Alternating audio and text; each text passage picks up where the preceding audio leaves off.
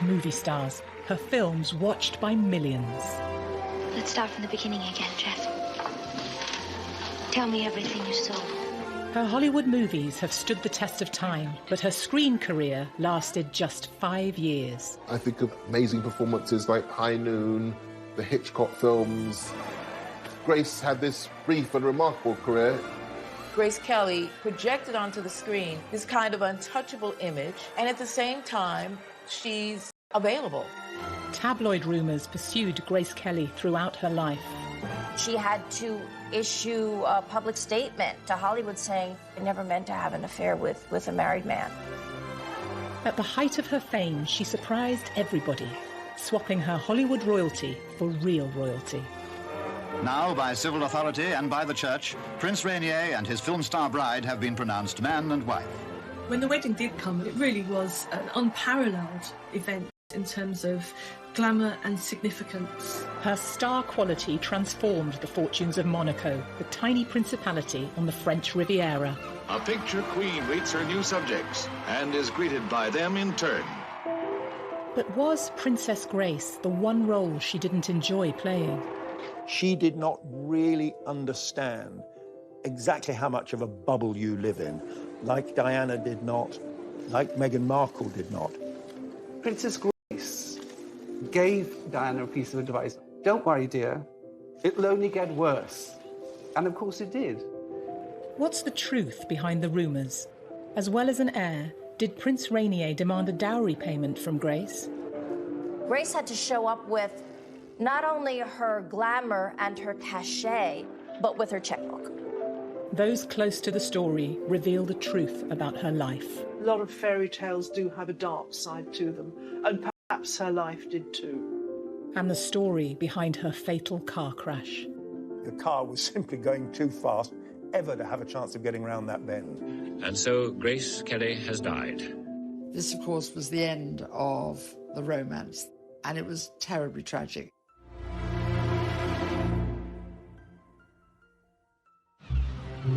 In 1956, the tiny Principality of Monaco was to have a new princess, and the world's media went wild. When news broke that Grace Kelly was to marry this European prince to become a bona fide princess, I think Hollywood was enchanted.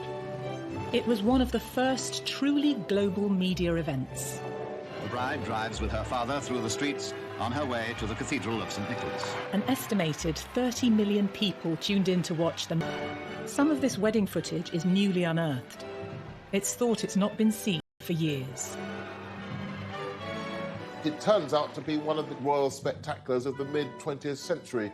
600 people in the Monaco Cathedral, a lot of Hollywood greats there, Ava Gardner, Cary Grant, David Niven, Aristotle Onassis is there. Hollywood just loved it. It was notable that MGM made Grace Kelly a present of the wedding dress. It was designed by a Hollywood designer, Helen Rose, with a huge amount of work and a huge amount of fabric. Now, by civil authority and by the church, Prince Rainier and his film star bride have been pronounced man and wife. Grace was just 26 when she stepped down from Hollywood to marry her very own Prince Charming. Rainier had taken the throne 7 years previously, but the Grimaldi royal family had ruled for 700 years. It's easy to think of the marriage to Rainier as this attractive fairy tale package, but actually it was a monumental decision. She left a country of her birth, where her family lived, in order to marry this man. And it's an incredibly strong and brave decision to make. An international playground, this coastline along the blue Mediterranean has become the mecca for those who have been captivated by its charm. Monaco, a glamorous destination for the world's elite. Smaller than New York's Central Park, it's one of the most densely populated sovereign states in the world. Monaco had no income tax. Its principal revenue came from Monte Carlo's famed gambling casino. The income more than covered the tiny country's needs. It nestles between the Mediterranean and France. Monaco is a country in its own right. It's defended by the French government militarily, But for that to continue, there had to be an heir from the reigning prince. There was this clause that if he didn't have an heir, then Monaco would go to the French Republic. The actress was now Her Serene Highness Princess of Monaco. But before her marriage, she'd been the Queen of Pictures and ahead of her time. We've seen with Meghan Markle how difficult it is for somebody from Hollywood to adapt to a country in Europe. But if you can imagine going back all those years to somebody who was one of the biggest names in Hollywood, moving to a tiny principality where she was the member of a royal family that literally lived in a bubble, it must have been quite extraordinary. He joins Paramount Pictures president Barney Balaban and Mrs. Balaban. Hollywood in the 1950s was in its heyday. Run by the big studios, it sold a glamorous dream as it churned out pictures for the silver screen full of beauty and style. Grace's was not the usual showbiz rags-to-riches story. She was from a wealthy family from Philadelphia. She'd modelled before being spotted on Broadway and landing her big break in the iconic genre-defining Western, High Noon. And will the bride and groom kindly step forward? Grace Kelly was cast as the wife of Gary Cooper in High Noon. And you look on the screen, you can see she's at least 20, 25 years younger than he is. Please, Will, if you just tell me what this is all about. What Grace Kelly embodies with that Puritan look, the bonnet on her head, that kind of Quaker cleanness, is the moral compass of the town itself. Rumours of on-set romances with her sometimes married leading men became commonplace in the tabloids. Hollywood tended to cast her opposite actors twice her age. Grace Kelly was the opposite of the image that she projected, and a lot of Hollywood wives were not happy with that, but she did what she wanted to do. In the 50s, women had to be pure and untarnished. Grace was a bit of a rebel, but took her craft seriously. Director Alfred Hitchcock would cement her in the public's consciousness forever as the cool, icy blonde. He liked the fact that Grace Kelly projected onto the screen this kind of untouchable image, and at the same time, she's available. Alfred Hitchcock would say, with a brunette and a redhead, you kind of expected explosions, you expected something to happen, but not with an icy blonde. They embodied suspense, which is what Hitchcock was all about. So Grace Kelly was his ideal. Hello. Hitchcock tested this theory in their first film together, the tightly wound thriller, Dial M for Murder. Hello. Grace gives an electrifying performance as an unfaithful wife who is stalked by a crook hired by her cuckolded husband. Hitchcock loved necks, and the rope around the neck was the ultimate thing, the strangulation. So in this scene, the guy throws her backwards in her negligee over the desk, strangling her on top of her. Basically, he's raping her, without doing it, to kill him. That's Hitchcock in a nutshell, and Grace knew exactly what he was doing. This is Hitchcock's most blatant statement about her as his muse. Despite her icy image and strict Catholic upbringing, the actress could happily banter away with the director. He used to try and shock her by telling bawdy jokes, and he loved how she responded. Famously, he said, "Do I shock you, Miss Kelly?" She said, "Oh no, I went to a girls' convent school, Mr. Hitchcock. I heard all those things by the time I was 13. Grace was always seen as this perfect 1950s lady, but deep down she was a very independent and driven person. And, she wasn't afraid of having a sex life, she wasn't afraid of having affairs, she wasn't afraid of following her heart. Grace followed her heart during filming on Dial M for Murder and had an affair with her on-screen husband, Ray Milland. It put her fledgling career in jeopardy. She really messed up when she had an affair with him. She had to issue a public statement to Hollywood saying, I never meant to have an affair with a married man. Growing up, Grace was said to have had a difficult relationship with her family. She defied her father to become an actress. He didn't see her as having the star quality that everybody else could see. Grace Kelly always had to prove something to her father. She was the third child of four. So it wasn't that Grace wasn't loved, but she maybe wasn't noticed. Intelligent and from a wealthy family, her background certainly drove her on to succeed.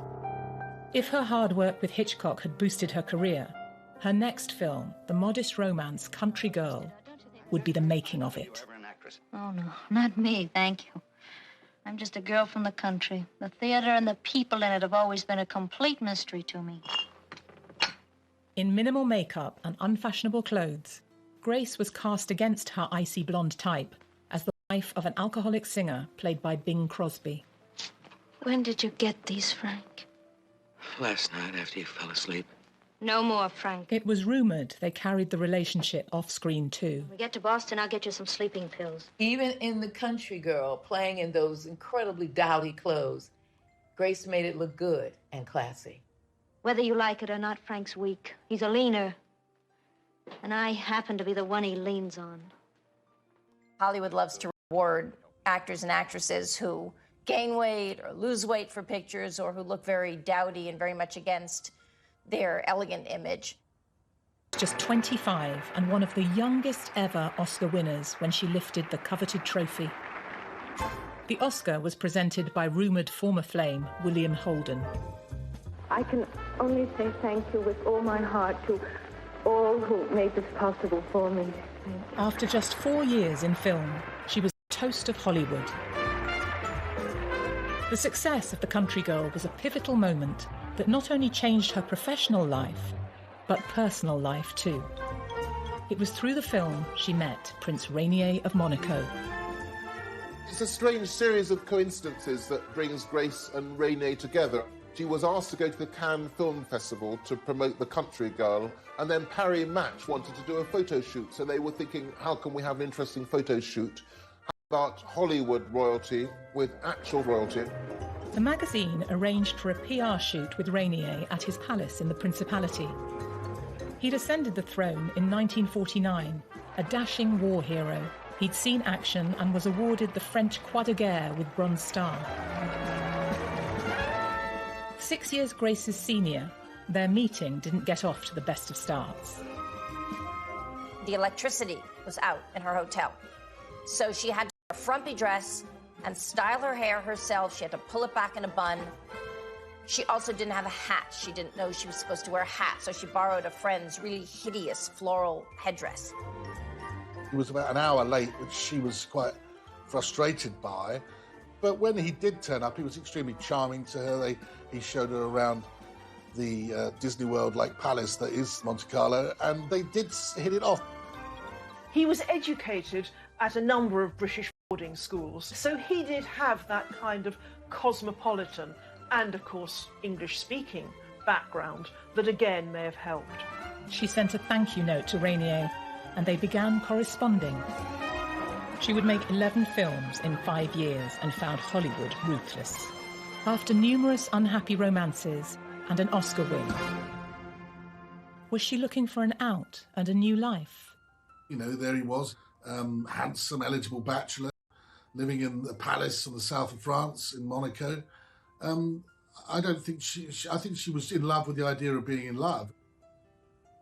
I think she fell in love through his letters, or she fell in like through his letters. I don't know if she ever really loved him. I think she chose her destiny. A year earlier, Grace's destiny had taken her to the south of France for Hitchcock's To Catch a Thief. During filming, she'd fallen in love with the area which would later shape her paper. I mean, it really qualifies as one of the most beautiful films ever made, I think. We have Grace Kelly playing the beautiful American heiress, Francie Stevens, who spies Cary Grant on the beach and decides that this is the man for her. The film is not regarded as one of Hitchcock's best, but it's well remembered for the sparkling interplay between Grant and Kelly. Her part in the film appeared to mirror her own life. You're here in Europe to buy a husband. The man I want doesn't have a price. Well, that eliminates me. Grace would indeed catch a husband on the French Riviera when she later married Rainier. It's strange to encapture her life in that we see in the car with Cary Grant, with the whole of the Mediterranean and below Monaco that spilled out in front of us. Oh, lovely day. Have you ever seen any place in the world more beautiful?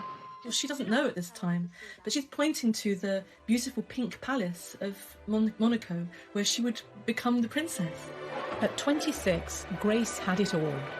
She was a style icon, rich, beautiful, an Oscar winner, and had dated some of the most handsome leading men in film.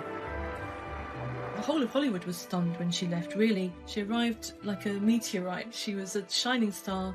6 years, she was gone. She turned her back on Hollywood when she landed the biggest role of her life, as Princess Grace of Monaco. But was it a part she would later regret playing? Where you see her as a bride in the famous outfit, I think she does look like a bit of a caged bird trapped behind the veil.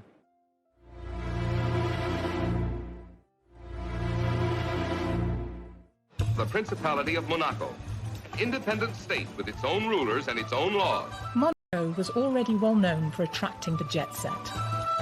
An international playground, this coastline along the blue Mediterranean has become the Mecca for those who have been captivated by its charm. Its new ruler, Prince Rainier, was the only son. He'd become the direct heir on his 21st birthday.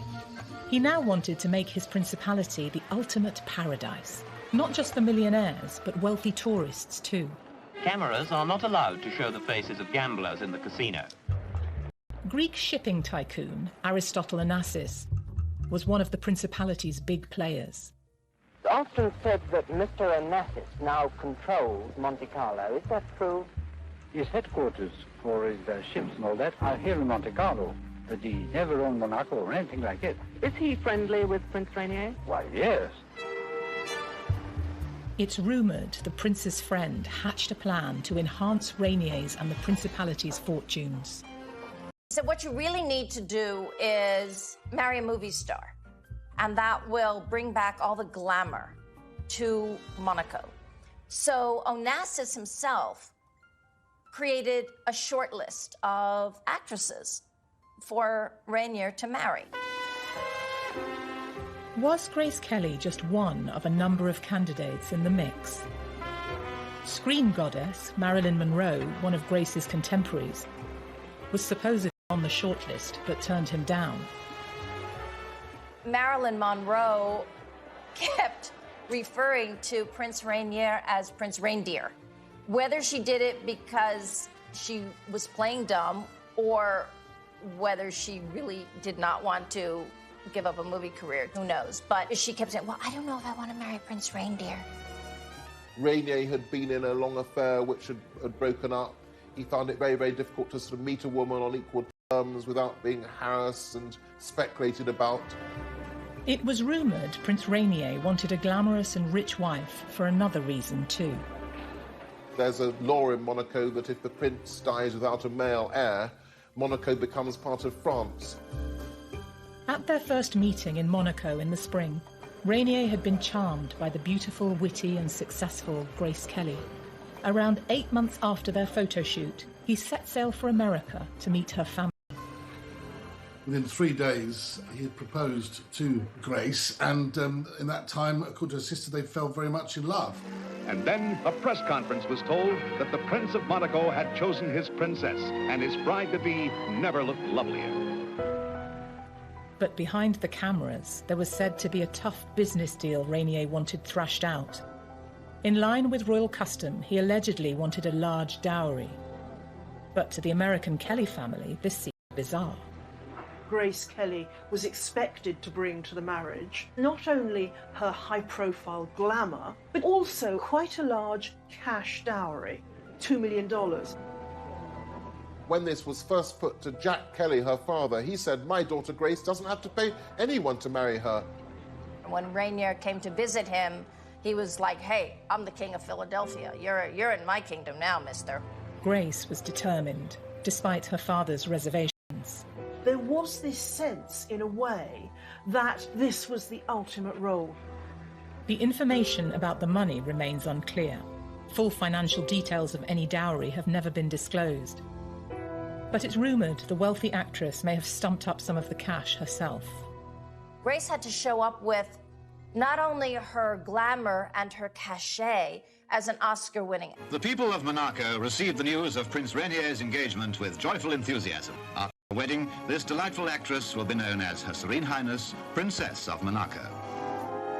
With the marriage brokered, Grace was still under contract with the studio and had one more film to do, a musical. She was going out on a top note. Grace's final film was High Society, by which time she was engaged to Prince Rainier, and everyone really knew that this was the last film before her wedding. In the best tradition of Hollywood musicals, High Society combines witty and energetic songs with a feel-good storyline. In an echo of Grace Kelly's true-life romance with Prince Rainier, the film revolves around Bing Crosby's attempts to win her heart. I would like to talk to you. Rainier visited the set as their own wedding was only weeks away. You lost a little weight, haven't you, Sam? She's very thin in High Society. It was a very stressful whirlwind time for her. I just want to know what you are doing here the day before my wedding. It's quite extraordinary to think of Rainier being around the set. He was this world-famous prince. They were going to get married. It was all romance, and they were able to spend a bit of time together as a result, getting to know each other. Get in. Did Rainier also want to keep an eye on Grace? Her other co-star, Frank Sinatra, was a renowned womanizer, while Crosby was apparently an old flame, constantly wooing her in the movie with romantic ballads. While I give to you, and you give to me true love. Grace is on the yacht with Bing Crosby, and they're singing True Love. And I guess people were thinking that really is mirroring what's going on with her. And of course, it would have been wonderful fodder for the gossip columns. Miss Lord, would you please lift your chin? I thought In a publicity coup for the studio, the actress wears Rainier's ring in the film. Hey, that's some rock you got there, Sam. Do you mind that yourself, George? It was a stunning emerald-cut diamond. It rapidly became one of the most famous engagement rings in the world.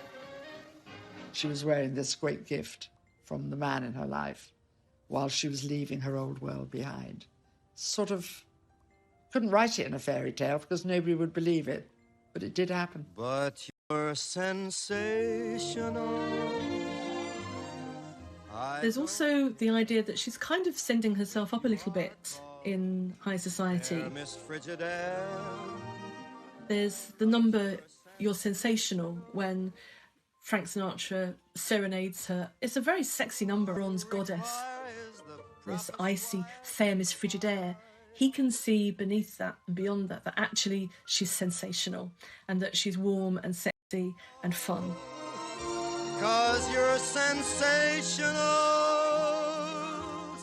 As Grace left Hollywood, she might have hoped she'd be back on a film set one day.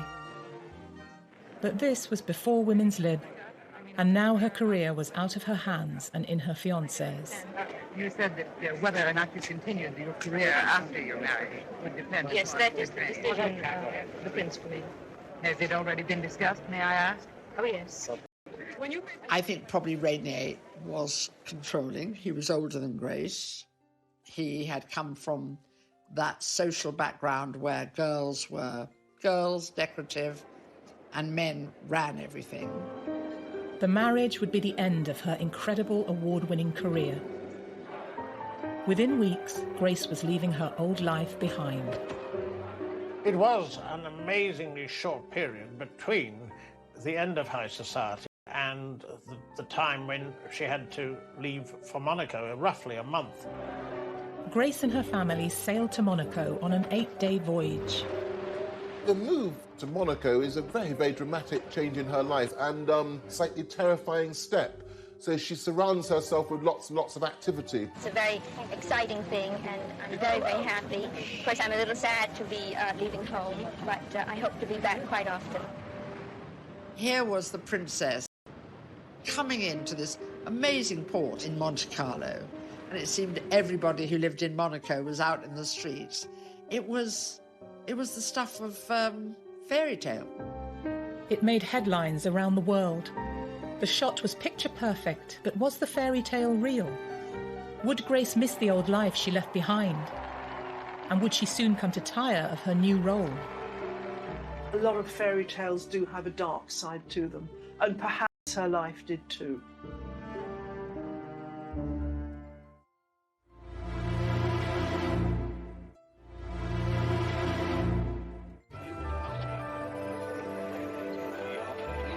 In little more than 5 years, Grace Kelly had grown from obscurity on the New York stage to being a world-famous Oscar-winning movie star. And now her life story was about to take a more romantic twist as she became a real-life princess. Joyous day of the religious wedding. It's 10:30 and the morning sun shines brightly.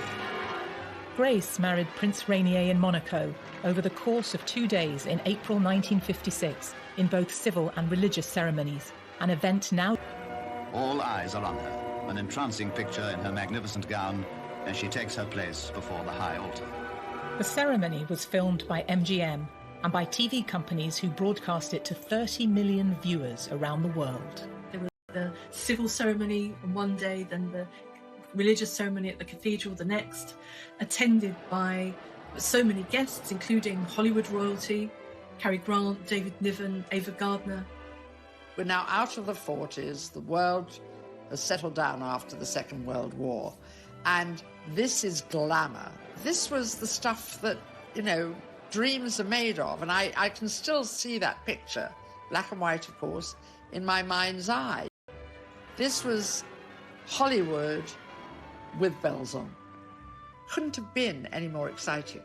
When the wedding did come, it really was an unparalleled event in terms of glamour and significance, newsworthiness.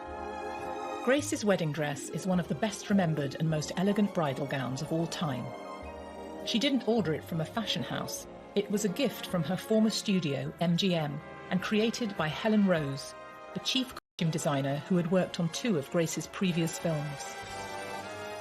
It's notable that MGM would make Grace a present of the wedding dress, this staggering dress involving vast amounts of fabric, vast amounts, hours and hours of work. The dress had been the subject of intense press interest. Miss Kelly, we understand that you've changed the idea about your gown already. Is that your decision or Helen Rose's at MGM? Oh, no, I don't know where you heard it. It's always been the same. And it's still the original dress that you found. I understand it took 3 dozen seamstresses 3 weeks with an estimated cost back then of $7,200. Can you imagine how much it would cost today? It was the beginning of the iconic wedding dress that people dreamed about. Now, by civil authority and by the church, Prince Rainier and his film bride have been pronounced man and wife. Princess Grace's wedding dress seems to have inspired bridal fashions for more than 6 decades. Many royal watchers believe that it influenced the design of Kate Middleton's wedding dress in 2011 for her marriage to Prince William. I was reporting for Catherine's wedding, the Duchess of Cambridge's dress, and as soon as I saw it, I thought, Princess Grace. I can see the similarity. I can see slightly the high collar, lots of lace, and sure with Catherine. You know, it's a very tight bond with your designer. So I wouldn't be surprised if she references Grace Kelly's dress. Wouldn't be surprised at all. Didn't possess. She wore this little sort of Juliet cap, beautifully embroidered and decorated, which again allowed a sight of that very beautiful face. Grace and Rainier had invited many VIP guests, such as the Aga Khan of India and the Greek shipping magnate Aristotle Onassis, who first came up with the idea of Rainier marrying a Hollywood star to raise the profile of Monaco. But the restrained European monarchs of the 1950s stayed away. It's said that Queen Elizabeth II in England said, no, I'm not going, far too many celebrities, far too many Hollywood types. Maybe they were slightly sniffy, and in fact later Grace became very, very friendly with the British royal family. But certainly they didn't seem to be rushing to Monaco. Yes, indeed, it certainly was a great day in the long history of the Principality. A great day for the loyal people of Monaco.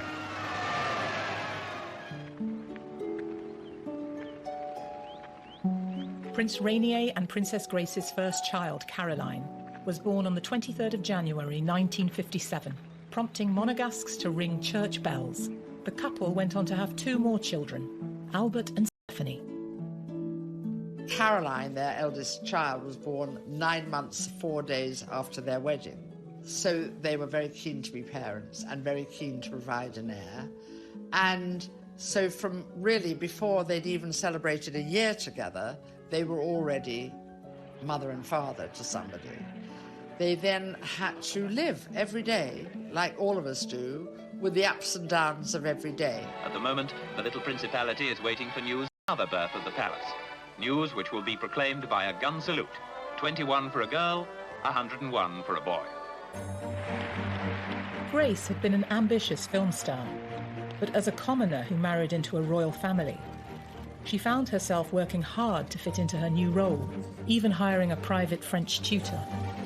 She would have had to learn the accent. She would have had to have learned the ways people speak, how they eat, what they did on Sundays, because it's a very conservative Catholic country. She would have been called Her Serene Highness, and she would have had to be serene. So all of that must have taken a toll on her. Whatever the stresses of her new royal life, Princess Grace continued to be a role model for generations to come. She became a style icon perhaps because her own personal style, her figure, those very beautifully cut suits, the dresses with the narrow waist and the huge flaring skirt. When I was growing up in the 60s, there were 2 paper dolls.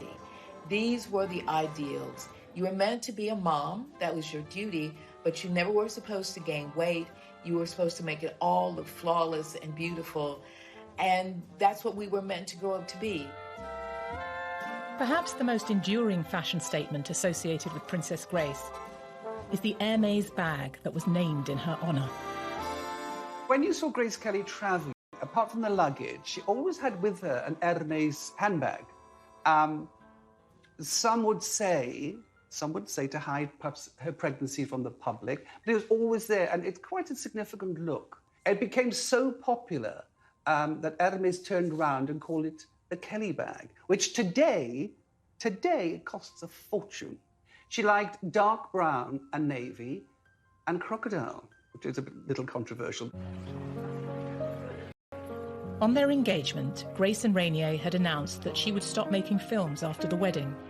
But rumours circulated of tensions in the marriage, that Rainier banned Grace's films from being shown in Monaco and tried to buy up all the copies.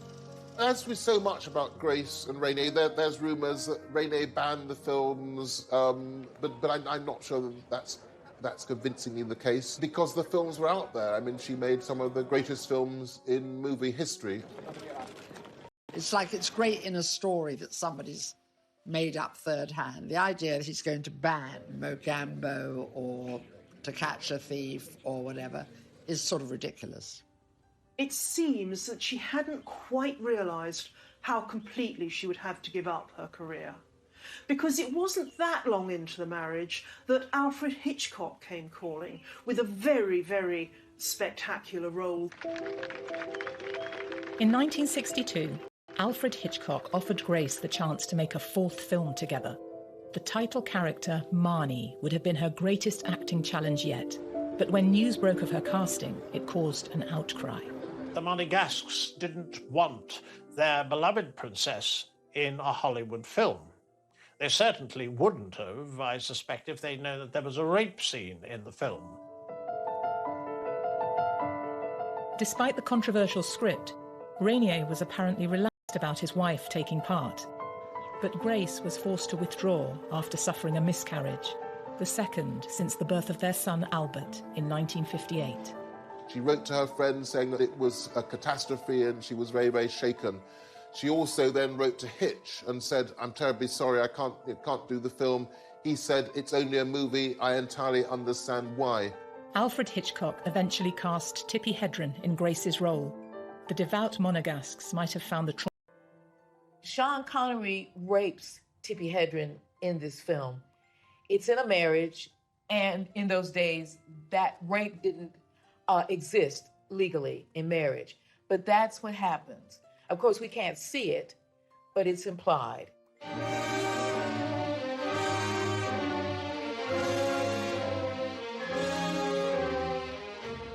The day after that, she attempts to kill herself. So this is an incredibly dark and disturbing storyline. It's very hard to see Princess of Monaco playing that role. I'm sure Rainier didn't want Grace to take part in that. Biographers later contradicted the rumours that Rainier had effectively killed off Grace's acting career. I think it was a great source of sadness to Grace that she wasn't able to play Marnia. And I think that she then had to accept, really, that she wasn't going to go back to Hollywood and make Hollywood films again. Gossip was rife about Rainier's controlling nature, and the rumours about their relationship continued in the years ahead. There were rumors of various, what they used to call toy boys, and she had a flat in Paris, and there were all kinds of stuff about affairs and all of this. She was a good person, and she didn't hurt anybody.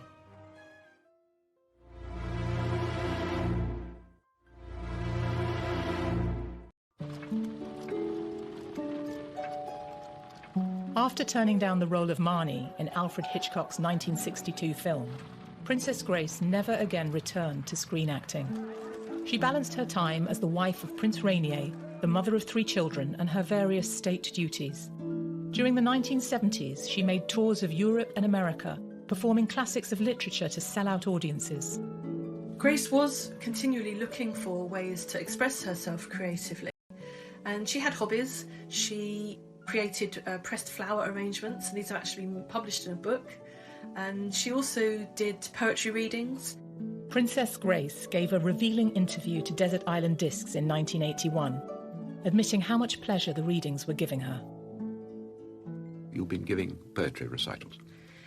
Yes, this is something I started a few years ago, and I've enjoyed it very much. It's been very pleasant, and it's something that I can do without being away from Monaco for any long period of time.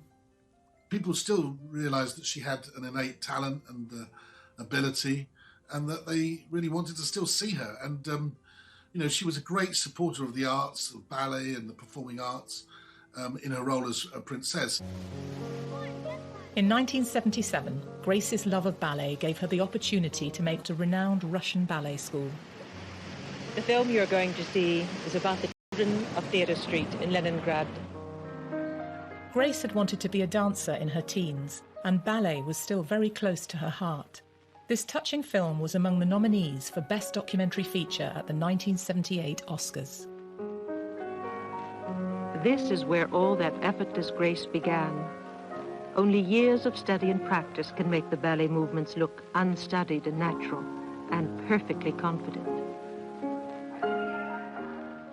Grace brought real prestige to the film, and is said to have donated her fee and a portion of the takings to support an Academy of Dance in Monaco, which still bears her name. Grace understood that she was privileged. She got that. And so she tried to use her privilege as best she could in helping children in particular, in being a patron of the arts. And I think in that she was a good person. She was never able to satisfy herself on the scale or anything remotely like the scale that she was used to in Hollywood. Grace's creative pursuits were often framed in the press as her desperate attempts to escape from a controlling husband. I think there's no question that there were undoubtedly ups and downs because she was trapped in a gilded cage by the very nature of the job. You could think of it as a gilded cage. I don't think her life was like that at all. And I think she was actually a very hard-working and professional person all her life.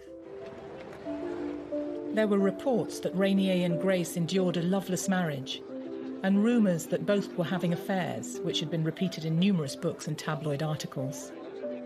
It's a shame in a way that if you're a famous and beautiful person, anytime you're photographed with somebody, it's assumed that you're being intimate with them. They're often just friendships. There were rumors of various, what they used to call toy boys, and she had a flat in Paris, and there were all kinds of stuff about affairs and all of this. She was a good person, and she didn't hurt anybody. In her lifetime, Princess Grace was aware of all these unproven stories and felt powerless to stop them. She understood that public figures are subject to press speculation, but sometimes she pointed out the excesses of tabloid invention, as in this frank interview from 1982. You know, if you believe some of the things, I would have had at least 52 babies by now. For many years I was always expecting a baby, according to the press, or that my husband and I are constantly being divorced, which also is not the case. To put words in our mouths that are not true, or to quote us on things that we have never said, then I resent that. And unfortunately, there's It's thought that in the contract Grace signed with Rainier in 1956, she agreed that if their marriage should ever end, it would result in her losing access to their children. Divorce was an impossibility, because if she had divorced, the children would stay with her husband, that she wouldn't even necessarily have access to them, because they would be regarded as part of the Monaco's royal establishment. After a lifetime of facing down colourful tabloid stories, Princess Grace was a veteran of handling the press. In 1981, she read poetry at a gala event in London, in front of Prince Charles and Lady Diana Spencer. The charity concert at £50 a ticket was in aid of the Royal Opera House, and one of the performers was Princess Grace of Monaco. She, of course, is very experienced at this sort of occasion. She also knows how to give a helping hand to a newcomer.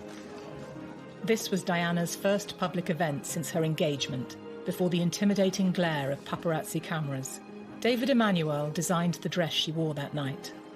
I think it was possibly at that stage a bit too much for Diana, and Princess Grace gave Diana a piece of advice, and apparently, I quote, "Don't worry, dear, it'll only get worse." And of course it did. I think that Grace was a very maternal person.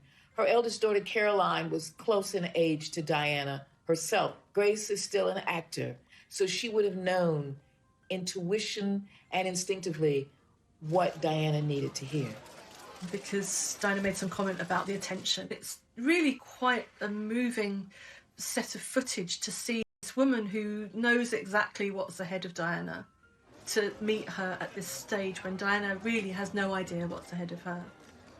She made the news, and when she didn't make the news, in her mind, the news was made up about her. She did not really understand exactly how much of a bubble you live in, like Diana did not, like Meghan Markle did not. Away from the rumours about her unhappy marriage, Princess Grace was also said to have faced health issues during her later years, especially migraines, possibly connected to her lifelong issue of poor eyesight. She also had a minor car crash. She had been involved in an accident driving a black London taxicab, which was owned by the royal family in Monaco. It wasn't a major accident. She hit another car. But that led to the theory that she was never comfortable behind the wheel of a car. Later, tabloids like the National Enquirer would go much further. In its famously salacious style, the paper claimed that before her death, Grace was trapped in a nightmare world of tranquilizers, depression and loneliness. But also have been a sign of other health issues. She was in her early 50s, perhaps the time of the menopause. There were stories that she was lonely. There were stories that she was depressed. I think trying to keep 3 kids in order and trying to make sure they're happy and they're not doing things they shouldn't do, it's going to be hard. Perhaps the most surprising story of all was that Grace allegedly joined a cult, the Order of the Solar Temple, which had branches all over Europe and Canada. They filmed their rituals in grainy, poor-quality videos. Filmmaker David Cohen dug deep into the story of Grace's involvement. Grace Kelly had gotten mixed up with an order that was into all kinds of criminality under the disguise of spiritual wisdom. When we first got this story, allegation, we were, of course, skeptical. In exchange for the promise of enlightenment, Devotees were expected to hand over substantial membership fees. The cult was run by Luc Jouret, a doctor, and Joseph de Mambro, a businessman convicted of fraud. In their hands, the order had become a front for money laundering and arms dealing. We traced the abbey where Grace was inducted into the order in a ceremony which was semi-sexual at least. The order made news in the 1990s when disturbing reports showed several of their temples destroyed by fire and 74 devotees dead, including the order's leaders, Jouret and de Mambro. As theories shift between murder and suicide, police can confirm they're investigating an international money laundering operation by certain cult members. The story of Grace and the cult was broadcast in 1997. A spokesman for the furious Prince Rainier described it as a cheap shot at someone who couldn't answer back. One of the things that I learnt in many, many years as a reporter, particularly covering the royal family, is that when journalists get together in large numbers, any number of bizarre stories can come out. Was Princess Grace part of some bizarre cult? Personally, I would regard stories like that as most likely nonsense, most likely fabrications, but who knows? On the 13th of September 1982, Princess Grace and her daughter Stephanie set off to Monaco from their hilltop home in France. Grace had vowed not to drive again after her previous crash, but she took the wheel and followed a route that one of her movie characters had driven more than 25 years earlier. In Alfred Hitchcock's rousing thriller To Catch a Thief, Kelly gave a thrilling performance while also giving Cary Grant a scare. Slow down. And let them catch us? In the film, they're down the hairpin bends for real to ensure that Stephanie made it onto a train back to school in Paris. She'd had accidents before, maybe didn't drive that frequently. It's very sad that she seems to have been driving the day of the terrible accident. So they go over the hill and it's catastrophic. As Princess Grace and her daughter Stephanie were rushed to hospital, a rumour mill of wild conspiracy theories was already running up to full speed. The mafia was supposed to run Monaco, so they did something to the brakes as a message to Rainier. It couldn't just be as simple as driver error, that there had to be some kind of meaning in it.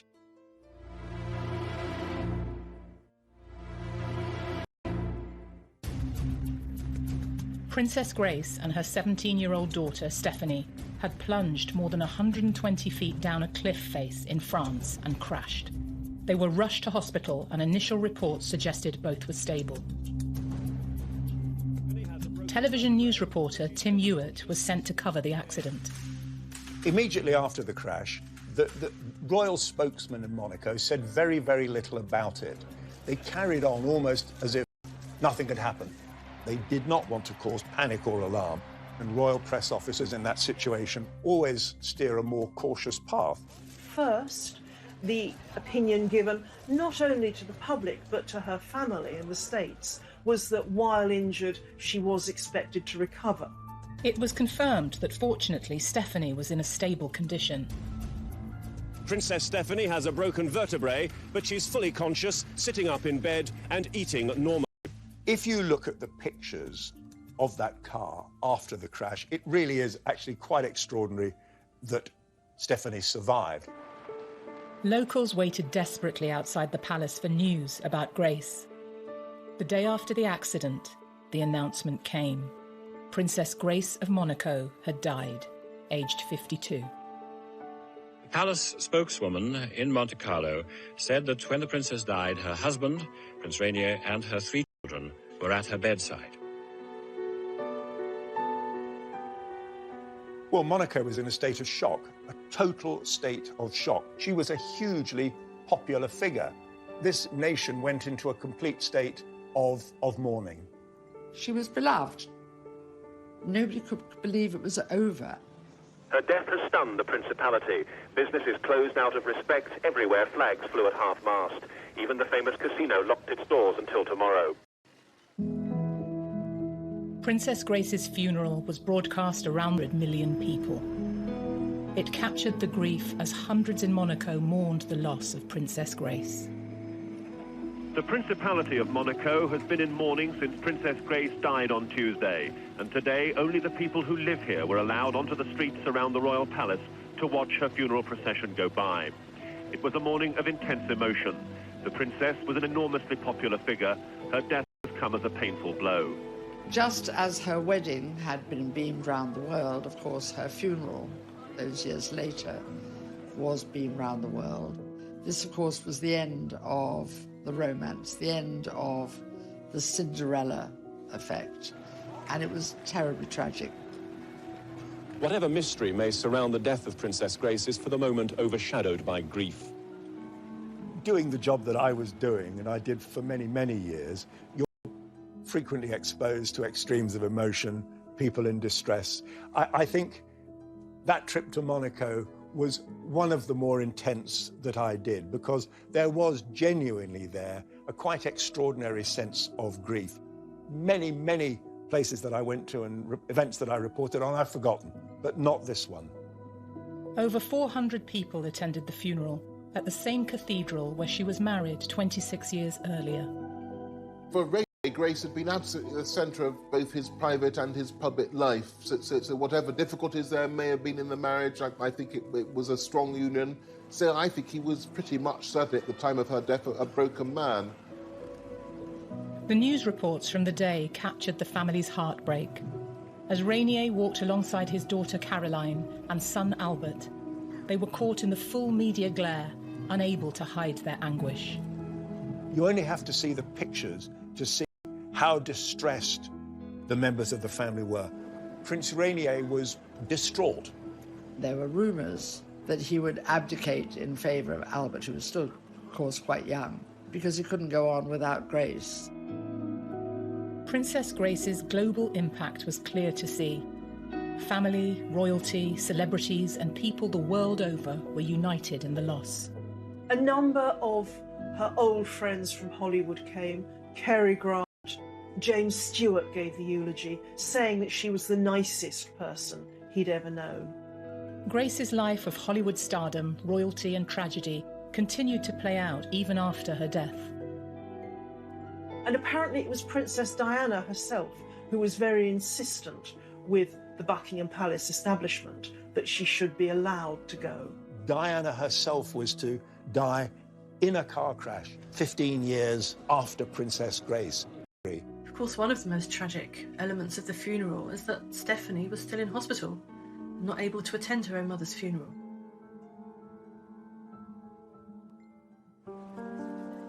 Following Grace's death, important questions were being asked. Was it an accident? And what really caused the crash that claimed her life? The big rumor at the time was that her younger daughter, Stephanie, was at the wheel, actually, and she lost control of the car. Stephanie eventually said, "I've actually lived through the last moments of her life. Can I please be left alone?"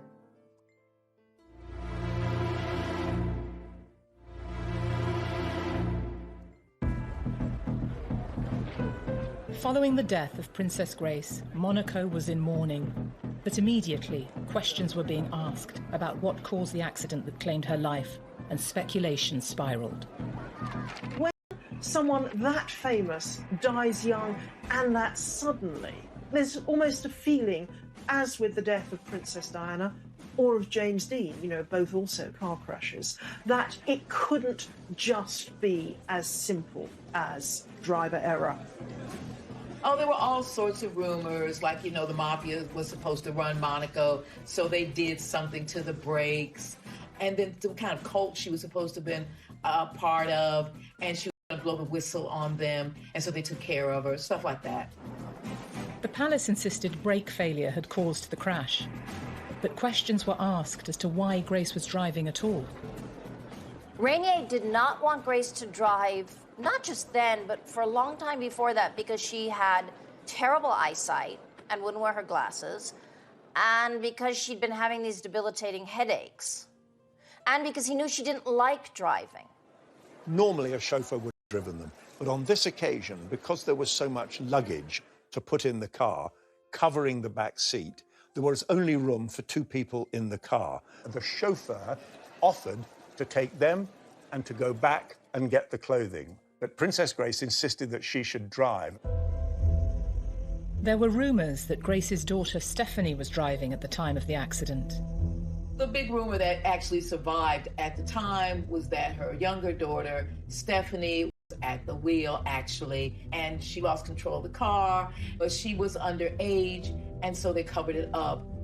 The suggestion that Stephanie was driving came out very quickly after the crash, because when the car landed on its roof, the first people to get there to help saw Stephanie emerging from the driver's door of the car. However, a witness came forward confirming he saw... To anyone about the accident. She didn't want to talk to the press. She didn't want to discuss it. It's an incredible trauma to go through, to have your mother beside you, and she was blamed for it. It was revealed in the press that Stephanie attempted to stop the car. So the mystery of what happened on the twisting mountain road into Monaco appears at last to have been cleared up. Princess Grace, according to tonight's medical reports, was driving. As the car careered out of control, her 17-year-old daughter Stephanie desperately tried to reach the steering wheel. There was nothing she could do, and the Rover plunged over a steep ravine. Did the brakes fail? Well, that was one theory. There were no skid marks in the road where the accident happened. Engineers who came over from Rover in the United Kingdom insisted that there was no brake failure. Doctors revealed that Grace had suffered a brain hemorrhage whilst driving. It's thought that, although she thought she had her foot on the brake, it could have well been on the accelerator. Stephanie and Grace got in without putting their safety belts on. The car, the fall, had pushed her mother towards the back street, and Stephanie had not been able to get out of her own seat, which had been bashed, so she had to wriggle out of the driver's seat, and she tried to shout, "Please take us to Monaco." Princess Grace suffered a second hemorrhage in hospital, most likely caused by the accident. The medical staff, led by the hospital director, Professor Charles-Louis Chatelain, finally had to tell Prince Rainier his wife had no hope of recovery. The prince asked for the machine to be switched off. The doctors have said, had she been, at home sitting on a sofa, she might have been fine 5 minutes later and nothing happened. Unfortunately, she was at the wheel of a car, and that car was on these very bendy roads on the side of these very, very steep cliffs. Stephanie eventually said, "I've actually lived through the last moments of her life, really.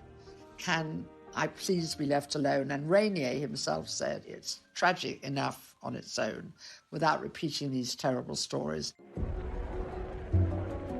After losing his beloved wife of 26 years, Prince Rainier never remarried.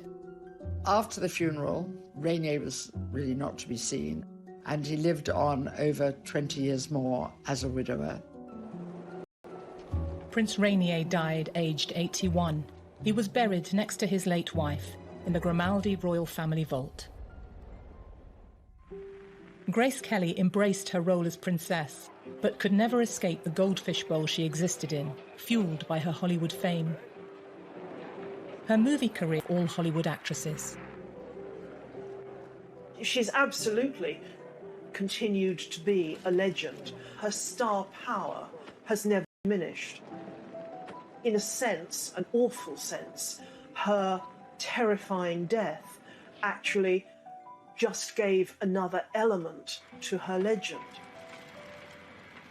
She had an extraordinary life. She had the best of Hollywood. She had the best of royalty. And she actually contributed so much to the small country who will remember her forever. Her presence is felt everywhere, whether it's the Princess Grace Theatre or her patronage of the arts. And clearly, I think it's fair to say that her name will forever be associated with Monaco. Grace rarely gave interviews, but less than 3 months before her death, she spoke publicly. In the revealing conversation, she answered personal questions about her legacy. I would like to be remembered as trying to do my job well, of being understanding,